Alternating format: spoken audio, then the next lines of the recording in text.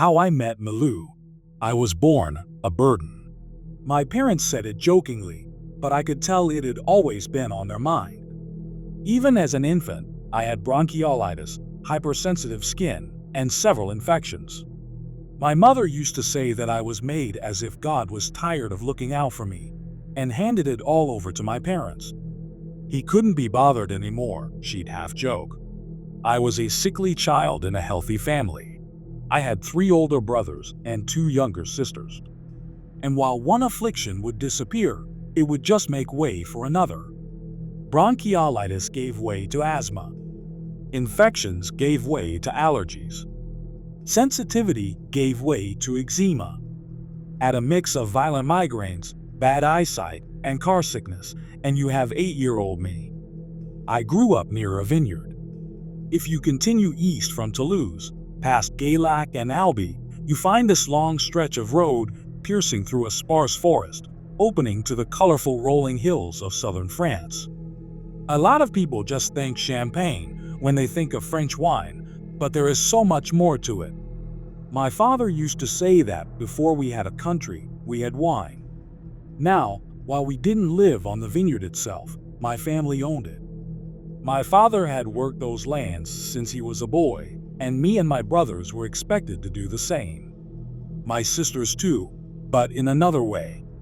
But this isn't like in the movies, where we bike down some road with a half-cocked beret and baguettes in our baskets. This was hard work. We're talking chemicals, heavy machinery, inspections, quality testing.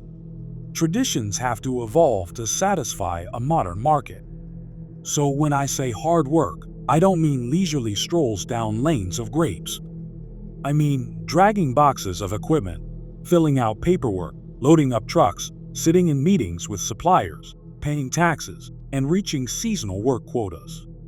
Now, I couldn't do all that. I wanted to, but I couldn't. I couldn't run very far, and I couldn't lift heavy things without running out of breath. I'd get headaches from staring at screens. My mom had to do my laundry separate from the others, or my skin would break out in hives from the softener. I had to use special shampoo, and I had to get special buttons and zippers. I had a nickel allergy, and wouldn't you know it, most zippers and buttons use nickel. But I think I could have lived with all of that if it wasn't for my allergy to fur. All my siblings wanted was a pet, but my allergies were too strong. If they were at a friend's house, and that friend had a cat, I could get a reaction. It got so bad at times that I had to stay in the car while they went grocery shopping, in case someone at the store had a dog. I did have some medication for it, but it made me sleepy and nauseous, not a good combination for longer car rides. I remember once when my brother, Maurice, snapped at my parents. He was 5 years older and had just crossed the line into teenager. We were all sitting down for dinner, and I was having a reaction to something in the soup. My parents argued whether it was the tomatoes or the spring onions. My mom had aired out the house earlier that day, so it might just be pollen from the garden.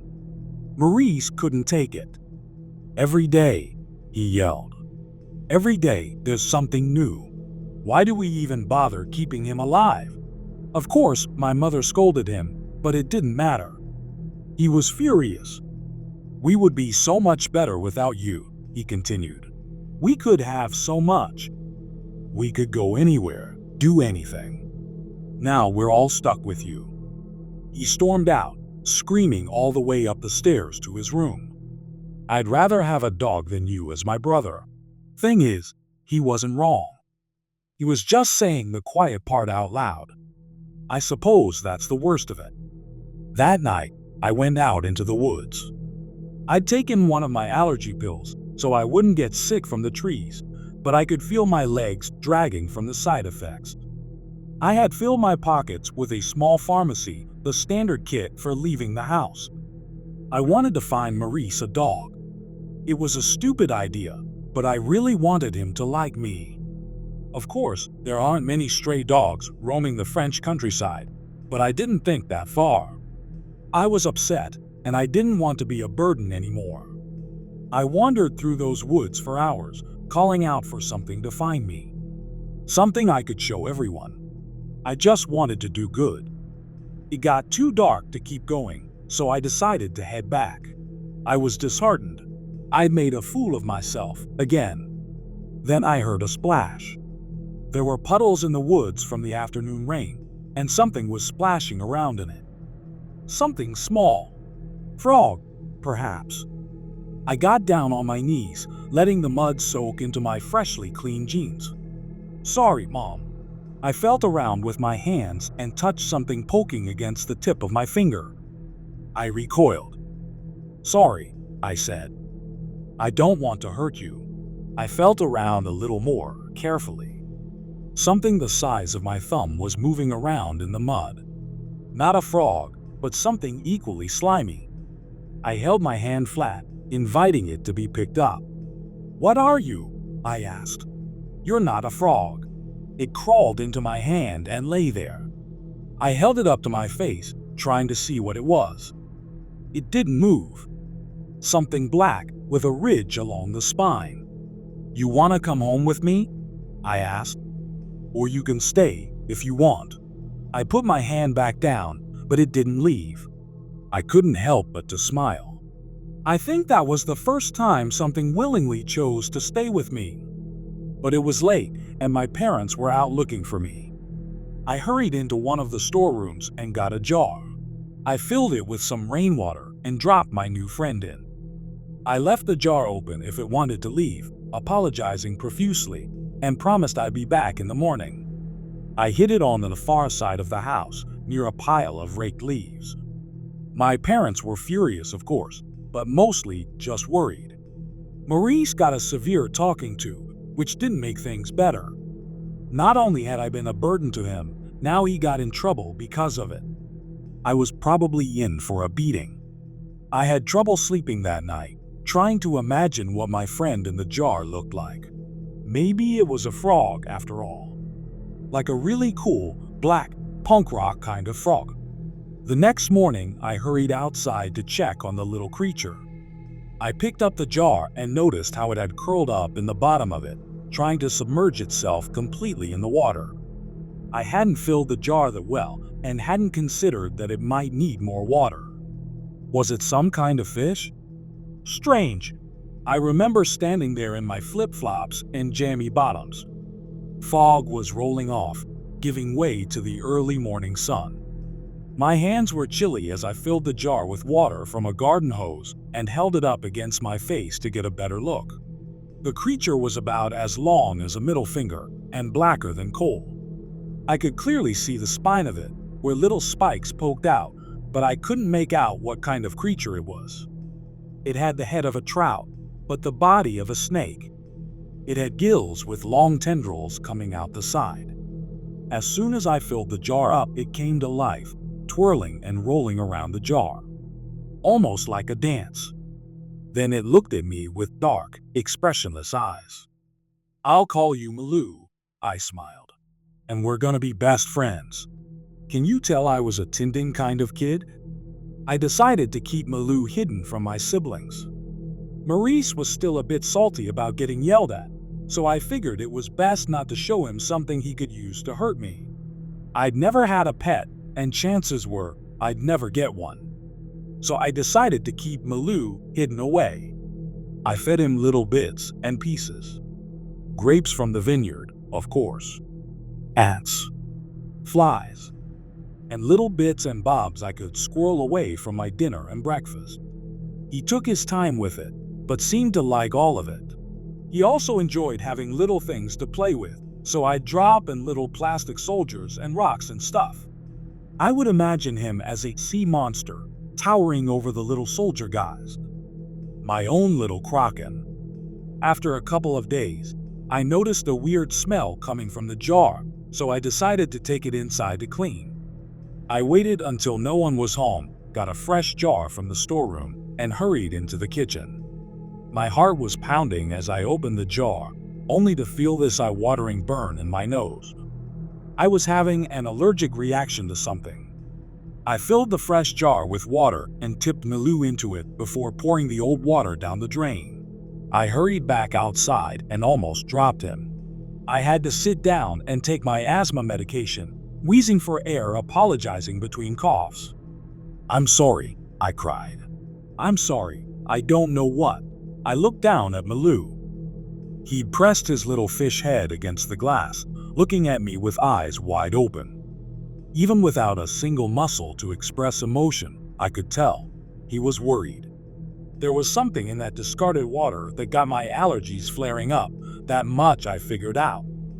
I tried running the tap in the kitchen to get rid of the smell, but I could still feel it.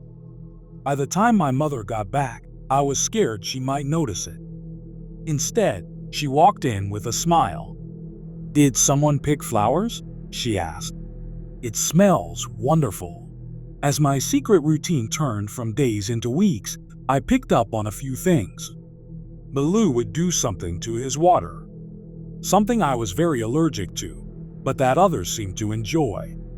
If I got some of it on my hands, I'd get this terrible rash, but the smell was, to others, wonderful.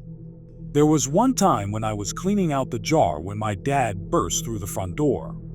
He was probably just home to get his lunch. I hurried out the back door, leaving the dirty thing on the kitchen counter. It was free from rocks and twigs this time, but the smell was as powerful as ever. It made my insides itch. But Dad wasn't reacting like that at all. I saw him from the kitchen window, lifting the jar, turning it over, looking it up and down, sniffing it, tasting it with the tip of his tongue, then downing it in 6 big gulps. Of course, Malou grew. The tendrils extending from his gills got longer, and his jaw grew into a sort of underbite. His scales looked stronger and had a bit of a shimmer to them. I had to upgrade him from a jar to a pot. We had a couple in storage, but I realized he didn't enjoy it. He wanted something transparent. He liked to look. He'd float around, wiggling his tail, keeping his head upright. And he'd just sit there, for hours, observing. We had an old fermentation jar in the garage. My grandfather once used it to make preserves, but it hadn't been used for a while. It was larger than my head, so there was plenty of space for Malou to grow. It also helped that it was entirely made of glass. It also had a tap, so I could get some of the wastewater out without having to rinse through the entire thing. It was good enough. There was a corner in one of our old sheds where I knew no one ever looked, and I tried placing Malou there, but he objected. He'd tap his head against the glass, pointing me back outside. "I don't know where to put you," I said. "I have to keep you safe." He tapped his head against the glass again. He was right. I couldn't keep him locked in the dark. There's a hill overlooking the property, right by the edge of the forest. The ground there was softer and covered in moss. I found a spot near one of the trees and dug a hole. I put Malou's jar in it, but not all the way up. I left part of it above ground, like a window. I covered the rest in leaves and moss. I sat down next to him. No more tapping against the glass. He was happy. "I'll try to get you a cricket tomorrow," I said. "And maybe some other stuff." Malou did a little spin. Dark eyes looked up at me from the back of the jar. "Do you need anything?" I asked. I wasn't expecting a response, but he tapped against the glass.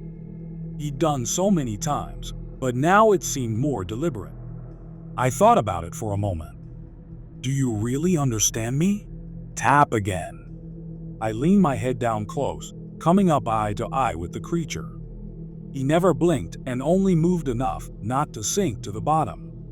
"Do you know you're Malou?" "Tap." He knew. "Do you like me?" I asked. He stopped for a moment to look at me, turning its head side to side as if to get a better view of me. My heart sunk a little. Then, out of the blue, he tapped again. It was clear as day. We were friends. A couple of days later, I went back up there to change the water in his jar. It started out well enough, but I ended up spilling a whole jar of wastewater on me. I had to put him back and hurry back to the house to change my clothes before my throat swelled up. I ran through the kitchen. My dad was sitting down with my sisters, talking to them about homework. As I passed by, he called out to me, then followed me into the washroom. I changed my pants and tried to hide the stains, but he was right behind me. "What's that smell?" he asked. "Where have you been?" "Out," I said. "In the forest." I didn't go far. I wasn't by the lake or anything. He took the stained pants from the laundry basket. To me, it smelled like an asthma attack waiting to happen, but to him it was something different. "Is that wildflowers?" he asked. "Some kind of melon?" I didn't answer. I just washed my hands. I could feel a rash coming on. Dad leaned down and looked me in the eye. "Did you make that lemonade before?" he asked. "The one in the jar on the counter." "It's just water," I said. "It's not lemonade. Everything is water," he smiled. "Even wine." "But did you make it?" "Sort of." He smiled at me and gave me a pat on the shoulder. I think it was the first time I saw him really approve of me. "You should make more," he said. It was fantastic. I went back to Malou every day, having little chats about everything and nothing. I told him about what my dad said, and he seemed excited. Malou didn't seem to mind at all. I was a bit skeptical. I didn't want anyone to find Malou or to ask questions.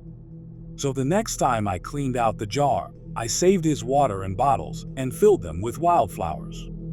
That way it looked authentic, like I made something. Dad had never really encouraged me to make things on my own before. I wanted to make him proud.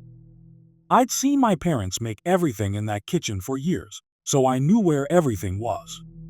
I cleaned the bottles up, added some honey and fennel, and made my own label. I was kinda clever. I was afraid I might slip up the name Malou someday, so I made it the label. That way, no one would bat an eye if I mentioned it. That night, as my family gathered around the dinner table, I took out every bottle of Malou that I'd chilled during the day. Everyone got their own bottle. I told them that Dad liked it, and that I hoped they would too. They didn't know what to make of it at first, but they opened their bottles, and it fizzed a little like a light sparkling wine. And after that first sip, their frowns melted away. For the first time, there were smiles all across the table. And not just any smile, they were smiling at me. They loved it. They loved me. All summer and well into autumn, I kept up my secret routine. Malou was large enough to have an entire meatball for dinner by then. He was longer than my foot, but still had plenty of space to grow. I'd feed him, talk to him, clean his jar, and give him things to play with. But he was getting tired of toys and rocks. He wanted something new. He'd tell me with little taps on the glass. I did this thing where I took old newspapers and cut out pictures. I'd lick them and stick them to the glass for Malou to look at. He loved them. Especially pictures of people. Those were the most interesting to him. He always lingered a little longer on pictures where they smiled. I continued to make my bottles of Malou about once a week. I told them it was my secret recipe. My father would bring home honey and fennel for me to use. Sometimes he'd bring cherries or some fruit. We'd spend some time together making up recipes, and he encouraged me to experiment. To me, it all just smelled like burning acid, but feeling useful made my heart swell with pride. I wasn't just taking, I was finally giving back. I told them I couldn't drink it myself and that it burned me. They didn't even question it. But they all enjoyed it nonetheless. Even Maurice. This kept going for an entire year. I had the best birthday of my life, where my family wholeheartedly celebrated me. It wasn't just an obligation, they were happy to. I was getting invited into conversations. They asked my opinion on things. On New Year's Eve, I even heard my dad drunkenly brag about my drink to a neighbor. I wasn't just a sick boy, I was in the family business. There was some tension though. I'd often find Maurice out in the fields or in the kitchen trying to replicate my recipe. He couldn't make it, and it frustrated him to no end. He explained to me, in no uncertain terms, that he would make something better.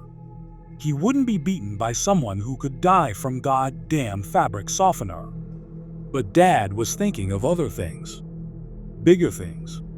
So come spring, we made our first bottle of wine using water from Malou as dilution. It's usually done to balance out the sugar levels, but Dad thought it could give it a colorful musky tone. Not that I knew what the hell that meant back then. Mineral water might not change the taste, he said, but it can change the way it feels. And with this, he held up my bottle, giving it a cheeky little shake. With this, it will feel like a mother's kiss. I remember the day we finished the wine. Dad poured it into a small glass. He let it rest a little.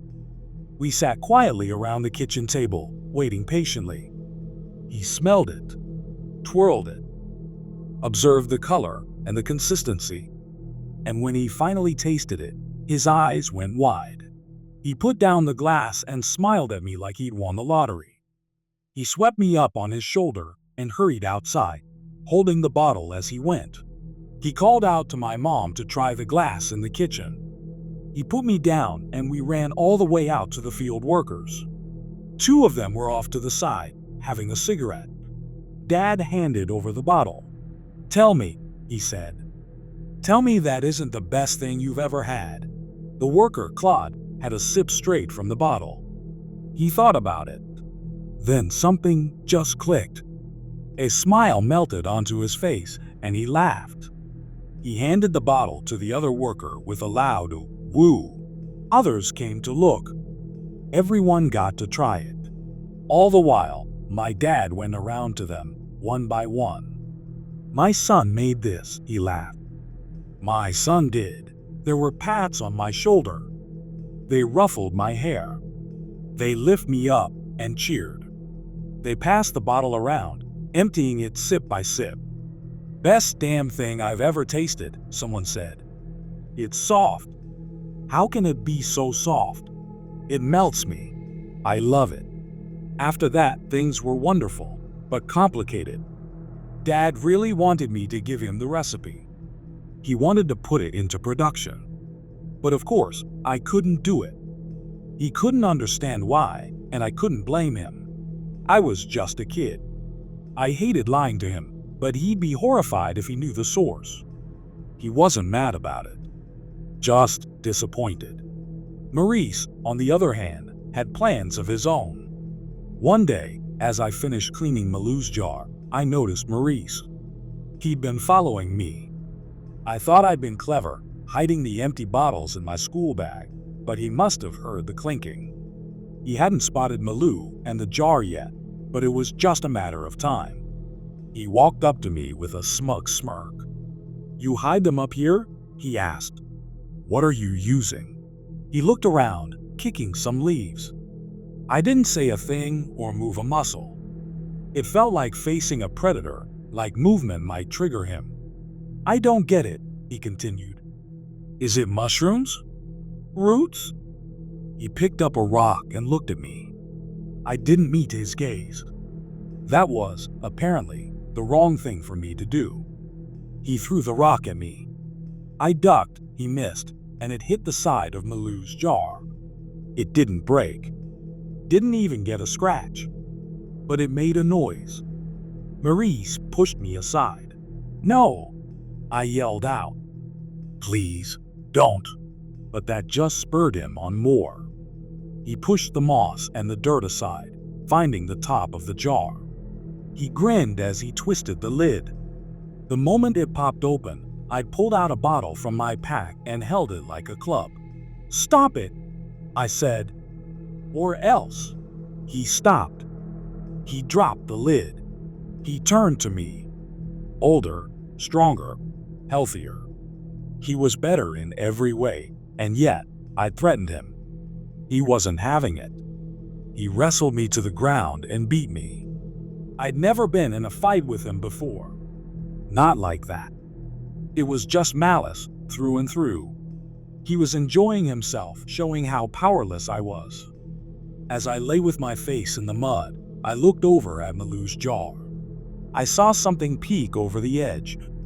Dark, expressionless eyes. The long face of a trout, opening its mouth in a silent scream. And then he began to shiver. Maurice rolled off me. He was having a seizure. It's as if he was mirroring Malou's shaking. His eyes rolled back in his skull, and his fingers were making these weird twitching movements. He was frothing at the mouth, and the bubbles smelled like Malou's water. I went from relieved to terrified. I rolled Maurice over, slapping him on his back. He kept coughing up this white foam, gasping for air. His eyes had turned an unnatural black, mirroring the color in Malou.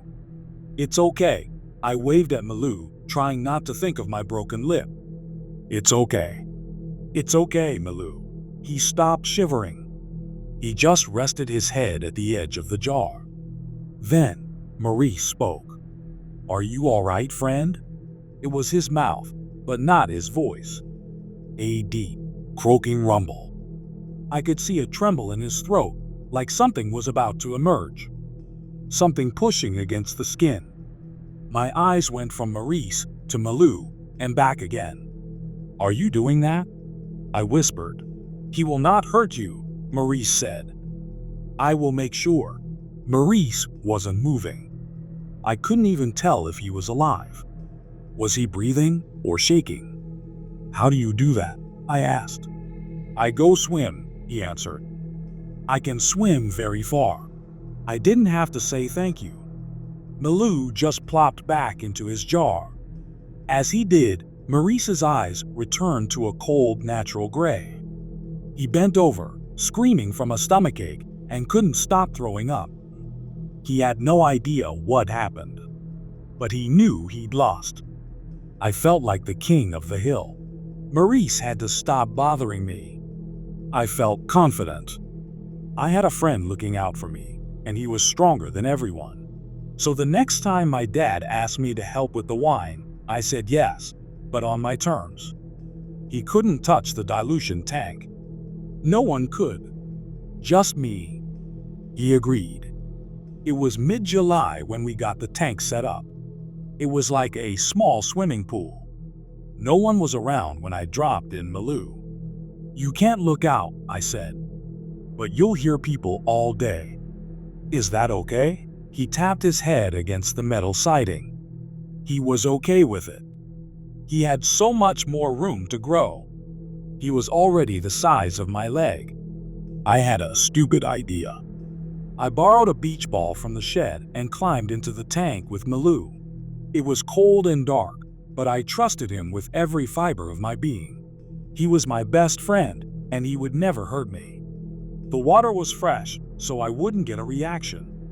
Instead, I blew the ball up and passed it to him. He passed it back.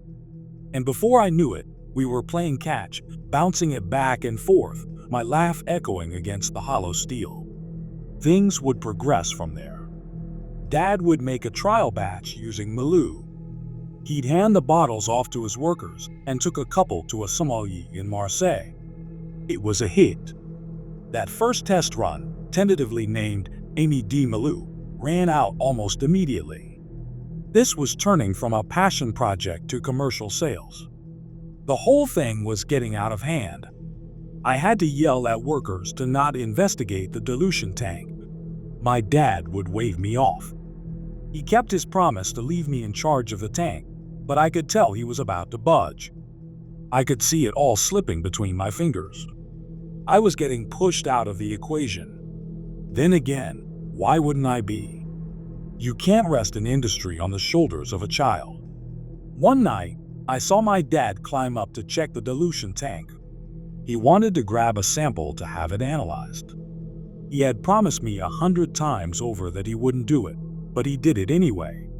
I didn't understand that he needed to make sure there were no pollutants and that it was safe to drink. You can't put mystery recipes on store shelves. But I didn't care. I felt betrayed. So I let him open and look. The moment he opened the water tank, his eyes glazed over.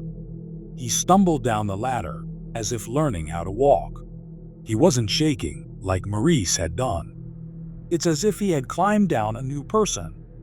like a new person, someone who didn't know how to use his body. My dad's new dark, expressionless eyes settled on me. He smiled. "Friend," he gargled. "Best friend." Over the next few weeks, I noticed things. I saw Claude putting down a crate of filters just to stare at the sky. I saw my sister's eyes turn dark as she watched the TV, forgetting to blink. My brothers would sit on the floor next to the fridge, tasting jams and sauces straight from the jars. Malou was using his newfound strength to look beyond the tank, using the eyes of anyone who had drunk from his waters. I remember my father coming home with dark eyes. My mother had them too. They started kissing in the hallway. But not like nice kissing. I'd never seen them like that before. They were pushing, biting, grabbing. I'd never seen adults act like that before. They hurried up the stairs and I didn't see them for the rest of the night. We missed dinner. But it wasn't all the time. Most of the time it was normal. Until it wasn't. I remember my 10th birthday. It was quiet. I stepped downstairs and into the dining room. They were all sitting in a circle. My mom and dad. My sisters. My brothers. All their eyes dark, with smiles plastered across their faces. Like they didn't know how to smile, but tried their best.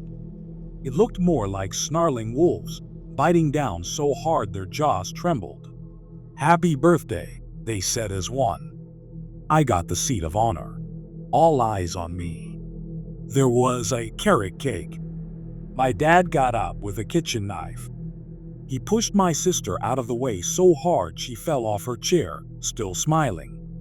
He leaned over the table, smashing his hand down on a plate like his joints were too stiff. It's a miracle the plate didn't crack. He leaned in with the knife, putting his entire weight on it and cutting off the tip of his index finger. He didn't seem to notice. He didn't even cut up a slice. He just cut into the cake because that's what he'd seen in the pictures. They don't move in newspaper clippings. With both his hands, he grabbed the cake and pushed the whole thing across the table, dragging the tablecloth along. Every glass was spilled. Every plate rolled onto the floor. Spoons clattered as my siblings toppled over like fallen chess pieces, smiling all the way down. "Happy birthday, friend," Dad gargled. "Best friend." "Thank you, Malou," I stuttered. "Thank you. I love you." "I love you too, Malou." Dad sat down on the floor, looking up at me like a curious dog. The one remaining spoon on the table was mine. They all stared in awe, waiting for me to approve. I took a bite of the carrot cake, and their teeth began to chatter. They were so pleased. So pleased. I didn't know what to do. Malou kept reaching further and further away. I'd see people around town walking around with dark eyes. Bus drivers, fruit vendors. I'd see them smelling flowers, running their hands across blue sunflower petals at the shop. Sometimes there'd be groups of them. They wouldn't even bother speaking like people. They'd gargle amongst themselves, exploring new and visceral sensations. I'd see them at the library. 10 people reading 10 different books at once. I'd see it at school, with our music teacher clumsily slamming their hands on the finely tuned piano. And I'd read about it in articles, where dark-eyed fishermen would disappear on long hauls, only to come back with mysterious barrels. Barrels that would make their way to our dilution tank. Malou knew what he was doing. He didn't trust anyone but me, and it served him well. One night, I climbed back up the side of the tank. I opened it, holding my breath as to not choke on the fumes. Malou had grown. By then, he was at least 12 feet long. He'd spun himself into a spiral, resting at the bottom of the tank. All around him were these little black things, no longer than a nail. His kin from the barrels. I didn't know what to say. Just opening my mouth made the fumes burn. Malou uncoiled and raised himself out of the water like a cobra. His eyes were bigger than my fists. The spikes along his spine were thicker than my fingers. Just like with everything else, he'd gotten away from me. He was no longer my pet. I was his. He leaned his head in close. I could see his fangs, translucent, like glass. He put his mouth against my forehead, as if giving me a tender kiss. It was cold, and it burned. Whatever he was doing, I was still allergic to it. "You're hurting me," I said. He leaned back. Now, like then, he understood. He coiled back into the bottom of the tank apologetically, and I climbed back down. It all came to a breaking point in late September. I woke up one night to cheers and the pitter-patter of running feet. Looking out into the field, I could see torches. They'd started the tractor. They were dragging the tank out into the open, using chains wrapped around the side. It made this long track in the ground, thoughtlessly toppling over grapevines. I put on my shoes and hurried down the stairs. My siblings were already outside, flailing with their arms and gargling at the night sky. They'd completely abandoned trying to look and sound like people. They even smelled like Malou. They were all busy. Pushing, chasing, dancing, jumping, and yelling. One of my sisters were on her knees, just staring at the full moon. Claude was playing with a torch, running a blackened hand through the flame. But I couldn't see Mom and Dad. And then I did. They were coming out of the storeroom, holding something between them. After a couple of seconds, I could see a head. They were holding someone up, carrying them on their shoulders. A stranger, it seemed. He was waking up. "Let me go," he yelled. "Who are you people?" Everyone threw things at him. Grapes. Tools. Gloves. He was bleeding from his forehead. And when he got closer, I could see a gash across his forehead. They'd hurt him. "What are you doing?" he asked. "What is this?" There was no response as they led him up the side of the tank. The moment he looked down, he started screaming, and he couldn't stop. He was trying to beg and fight and run all at once. But his body was betraying him, and the gathering crowd held him back. I protested, but my voice was too weak. They didn't hear me. Or maybe they didn't care. They threw him into the water tank. His screams turned from panic to pain. I could hear his voice whip around, as if he was suddenly tugged and pulled in different directions. They celebrated, cheering, gargling. And as the screaming grew louder, a hand pulled on my finger. My youngest sister, looking up at me with dark, expressionless eyes. "We want to try," she said. "To taste. To see." "You're hurting him," I cried. "Please, you have to stop." "I'm just hurting him," she said. "Not you. Never you." "No," I protested. "This hurts. This hurts me too." That made her pause. For a moment, the movement inside the tank stopped. She held my hand, thinking. Then, a plastered smile returned to her face. "I have a solution, friend." "Best friend." She hugged me. Others followed suit. Mom. Dad. Maurice. The screaming in the tank resumed. They pulled me to the ground, wrapping me in a hug, stroking my hair and cheek, caring for me. All the while, the screaming in the tank was cut short, replaced with the snapping of bones and the tearing of flesh. "I love you," they whispered. "I love you." I lay there all night, listening to a man being eaten alive. The following morning, there was a bag outside the front door and a stranger with a white car. He had covered his eyes with sunglasses. My dad took me by the hand and led me away from the others. "If it hurts, you can't look," he said. "I will take care of you." "Wait," I said. "What are you doing?" "Taking care." They put me in the car. They tossed Maurice in there too. He looked at me with dark, expressionless eyes. "I don't like this one," he said. He goes too. They took my things, and they sent me away. I stayed with a stranger in Marseille for a while. Weeks, maybe. Maurice eventually returned to his normal self, but we couldn't make heads or tails of it. Any of it. We were just kids, we couldn't do anything. But we had a place to live. People that came and went, giving us food, washing our clothes, and giving us as large an allowance as we ever could have wished for. We could play any game, go anywhere, see anything. And I wish I could say we fought, that we figured out a clever trick, that we were smarter than a strange frog from the woods. But we didn't, and we weren't. This was a long time ago. Amy D. Malou has a different name today. I've tried posting it here, but the post gets removed. I think it's filtered. I am almost 22 years old. I've never worked a day in my life.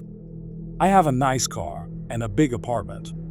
Most people think I come from trust fund money. When I say the company name, they always gasp. I'm sure you've heard of it too. I can say what I want. No one will believe me anyway. I've sent letters, but they have disappeared in the mail. Calls get disconnected. They sometimes hide the dark eyes behind sunglasses, but I can still tell who has them. They move a certain way. I can't pinpoint the moment Maurice and I gave up. Maybe it was the moment we realized we could have ice cream for dinner. Maybe it was when Maurice moved out and got a dog. Or maybe it was on my first birthday away from my family, when a dark-eyed man handed me a birthday card. There were two boys playing with a beach ball on it. I love you, it read. They run other companies now. I know the logos. I see them on fishing boats, on trash collectors. And lately, I've sensed a familiar smell coming from the water in the shower. Perhaps there's a familiar logo at the water treatment plant as well. I've gone back a couple of times, but there's not much I can do. There are so many to stop me from trying anything. I never get closer than that hill, overlooking what used to be a vineyard. Now there are walls and barbed wire, mostly around the new artificial lake they've dug. But I suppose, in a way, I'm lucky. Wherever I go, someone cares. Someone watches and listens. And if I ever feel lonely, I just walk into a crowd. I love you, Malou. That's all I have to say. And someone, somewhere, will whisper it back. Story 2. I found my little sister's diary. I wish I hadn't. My little sister, Emily, always loved keeping a diary. She had stacks of them, pastel covers with little locks, each one filled with messy handwriting and stickers. She used to guard them fiercely, threatening to tell on me if I so much as looked at them. But Emily passed away 3 months ago. She was only 11. A freak accident at the lake, she fell in, hit her head on a rock, and drowned before anyone could get to her. The funeral was unbearable, and afterward, I couldn't bring myself to touch her things. Her room remained untouched, like a shrine to the girl she used to be. But last week, Mom asked me to start sorting through her belongings. I found her latest diary in the bottom drawer of her desk. It was unlocked. I thought reading it might bring me some closure. I thought it would help me feel close to her again. I was wrong. The first few entries were normal. Today, we had pizza for dinner. I took 2 slices before Joey could get them all. He got mad, but I don't care. That made me smile. Emily always loved teasing me. The next few pages were full of harmless ramblings, complaints about school, doodles of flowers and stars, lists of her favorite songs. But then, about halfway through, the tone started to change. I saw the man again today. He was standing in the backyard, watching me through the window. I told Mom, but she said I was imagining things. He's always there, though. I can feel him. The man? I paused, flipping back through the earlier entries. No mention of him before. Maybe it was just Emily's overactive imagination. She'd always been a little jumpy, a little too eager to believe in monsters under the bed. I kept reading. The man came closer last night. He tapped on my window. He didn't say anything, just smiled at me. His teeth are so big. I wanted to scream, but I was too scared. I felt a chill run down my spine. Emily's handwriting got messier with each entry, her words more frantic. He comes inside now. He stands at the foot of my bed while I pretend to sleep. He whispers my name. He says he's waiting. Waiting for what? I flip to the last few pages, my heart pounding. Joey doesn't see him. No one does. He told me not to tell. He said they wouldn't believe me. He said I belonged to him now. I stopped reading. My hands were shaking. This had to be some kind of prank, a made-up story Emily wrote to scare me. But the way she described it, the fear in her words, it felt real. Too real. That night, I couldn't stop thinking about the diary. I couldn't shake the image of Emily, lying in bed, too terrified to scream while some stranger stood over her. I barely slept. When I finally drifted off, I dreamed about her. She was standing at the edge of the lake, staring at me with wide, unblinking eyes. Her lips moved, but no sound came out. When I woke up, I was drenched in sweat, and there was mud on my shoes. I told myself it was nothing. Maybe I'd gone outside to clear my head and didn't remember. But the next day, I found a page from Emily's diary lying on my desk. I hadn't brought the diary upstairs. The page wasn't one I'd read before. He says Joey will come next. He says Joey will join me soon. My blood turned to ice. That night, I locked my bedroom door.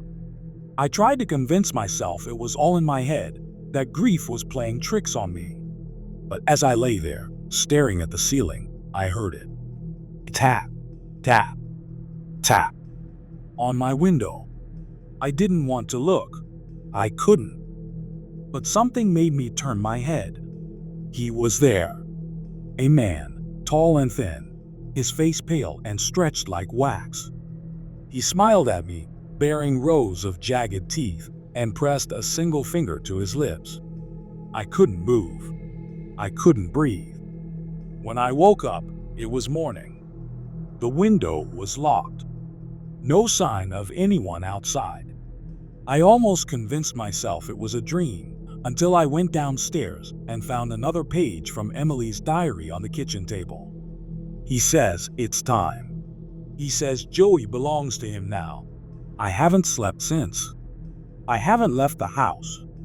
I keep hearing taps at the windows, whispers in the dark. Last night, I found muddy footprints leading from the lake to my bedroom door. I think I understand now. Emily didn't fall.